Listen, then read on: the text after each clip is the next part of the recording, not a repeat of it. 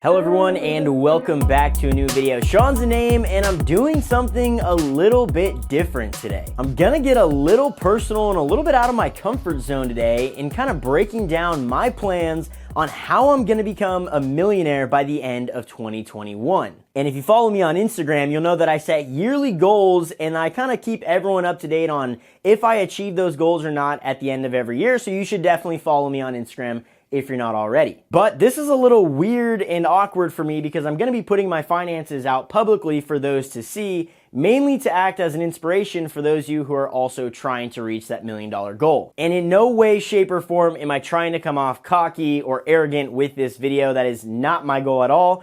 I'm actually setting a pretty lofty goal this year, so I don't even know if this is going to be reasonable. You're going to have to let me know in the comments down below. But let's just jump right in on my plan on how I'm going to become a millionaire in the next 12 months. Here we go.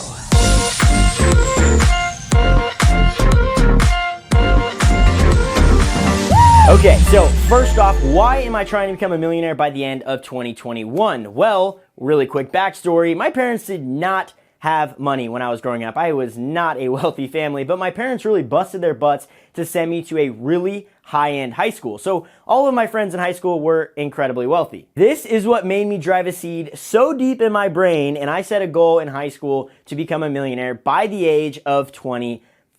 Even if that meant working my booty off 17 hours a day for the past few years. And guess what? I turned 25 this year, so it's game time. I plan on having a net worth of $1 million, not an annual income of $1 million, but a net worth of $1 million by the end of 2021 with the following: real estate equity, all right, stock investment portfolio, my 401k, business ownership, and then some cash on hand. All right, let's break each one of those down. And again, you're gonna have to let me know in the comments if I'm absolutely losing my mind or if this is something that is doable and that I'm on track for. Let's start with real estate equity. All right, I currently own two properties. One, my primary residence, which is worth about $416,000.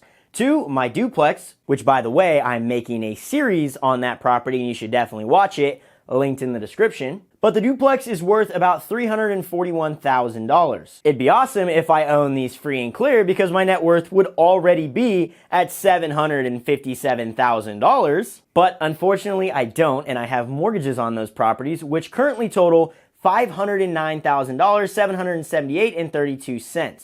So that puts a net equity at $247,221.68. Not a bad start, quarter of the way there. However, we're talking at the end of 2021, so we need to redo the math with the current appreciation rates and also me paying down those mortgages. Let's start with the primary residence, all right? The loan balance will be down to $238,814.12. Then on the duplex, the loan balance will be down to $250,023.22. So by the end of 2021, that'll equal $488,837.34. Now, when it comes to the appreciation rates in those areas where these two properties are owned, it's pretty alarming. The last 12 months, we had a 16.6% appreciation rate, which is absolutely bonkers. And while I'd love to use that 16.6% appreciation rate for the whole year of 2021, that is probably the highest it's ever been. So I want to be a little bit more conservative with that number. And plus, that was kind of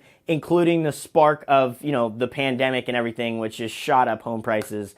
Who would have thought? So I'm going to be using an appreciation rate of 12.6%, which is still really high, but I think it's pretty conservative with where it might actually be at this year. So that means my primary residence will be worth $468,416, and the duplex will be worth about $383,966. Now, if we combine those, that's going to equal $852,382. So now let's take the worth of the homes and subtract the mortgages. We get $363,544.66. Not a bad start. By the end of 2021, my net worth is going to be about $363,544.66 with just real estate alone. Now let's move into my stock portfolio. I've got about $99,471.26 in a trading account. And again, while the returns this year have been absolutely insane, the S&P 500 typically gets about an 11% appreciation rate over the course of, ever since it's been around. So we're going to use an 11% factor. Oh, and then also I contribute $1,000 every month to the portfolio. That means by the end of 2021, the portfolio will be worth about $123,606.76. Not a ton, but definitely helps. So with the real estate and the stock portfolio, we are currently at $487,151.42. Now we're about halfway there, so we're making some progress. Next up is my 401k. Now, currently, my 401k right now is at about $40,758.96. Now, I max this out every single year, and my employer actually matches me. So the past year, we've gotten a 14.38% return, which again is incredible, and we can't use that moving forward because that is incredibly high. So I think conservatively, I'm going to use a 12% appreciation rate on the 401k moving forward into 2021. So in doing that, our 401k account will be worth about $153,305.48. Not bad. So now let's get a running total including the 401k. That's going to put us at about $640,456.90. Nice. Now, next up is business ownership. When I say business ownership, I mean primarily focused on Direction Desk, which is a standing desk or ergonomic office furniture company that I own partially with my partners. So at the time of making this video, I currently own 25% of the company, and it's currently worth about $610,000. And side note, I really hate valuing a company because two people can value the same company completely different. It is so subjective. But this value is based on revenue as well as recently sold comparables from publicly traded companies. So that's where we got that figure. Anyway, that puts my portion at about $152,500. That's good, but 2021 is supposed to be an explosive year for Direction Desk, which, by the way, you should all go follow on social media at Direction Desk to see the progress of the company. Lots of big moves and partnerships planned with Direction Desk, but the goal is to get the company valued at about $1.2 million. And again, if my ownership stays the same, by the end of 2021, that means I'll have about a $300,000 of equity in the company.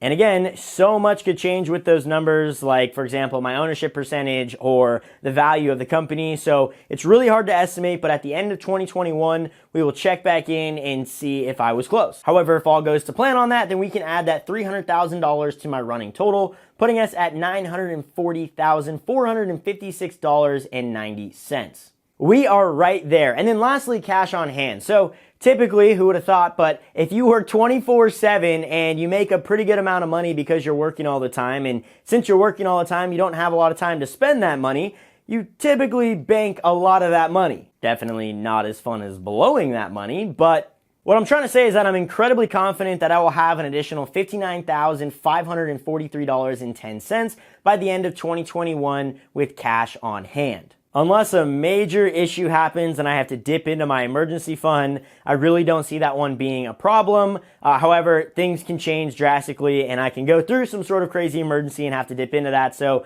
again, that one is basically impossible to estimate right now, but I'm very confident that I will have that in liquid assets by the end of 2021. Well, I guess unless I buy a new boat, then all bets are off. But again, that means we will reach that $1 million mark. This is all speculative and dependent on the markets and me staying true to the plan. But it's pretty cool to see that we're actually within reach of this, and it's something that I set a goal of so long ago. And it's cool to see that all the hard work I've been putting in since I was like 17 are actually coming to fruition now, because no one gave me just a small loan of $1 million like my boy Trump. My father gave me a small loan of $1 million.